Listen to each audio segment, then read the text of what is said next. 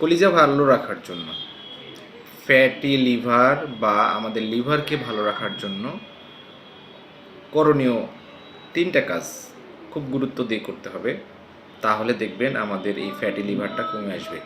Number 1, আমাদেরকে বিভিন্ন ধরনের fast food item, junk food বলেন, বাহিরের যে প্রসেস ফুড, তেলে ভাজা খাবার, এগুলো অ্যাভয়েড করতে হবে, একেবারেই ছেড়ে দিতে হবে।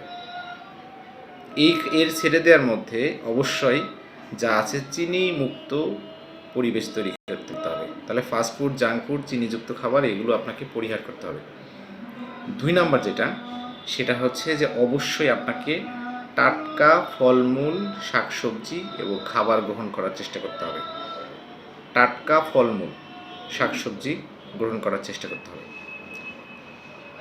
এই 2 নাম্বার গেল। 3 নাম্বার যে পয়েন্টটা, আপনাকে ডিটক্স ওয়াটার নিতে হবে।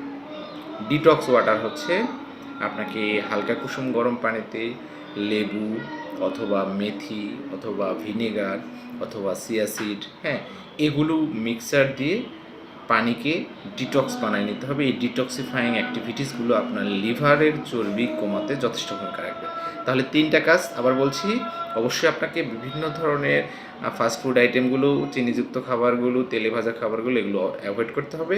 টাটকা শাকসবজি, ফলমূল এগুলোতে অভ্যস্ততা তৈরি করতে হবে এবং নিয়মিত ডিটক্স ওয়াটার গ্রহণ করতে হবে। এই 3টা কাজের মাধ্যমে ইনশাল্লাহ আমরা ফ্যাটি লিভার বা কলিজার মধ্যে অতিরিক্ত চর্বি থেকে বেঁচে থাকতে পারবো। ধন্যবাদ সবাইকে। আসসালামু আলাইকুম রহমতুল্লাহ।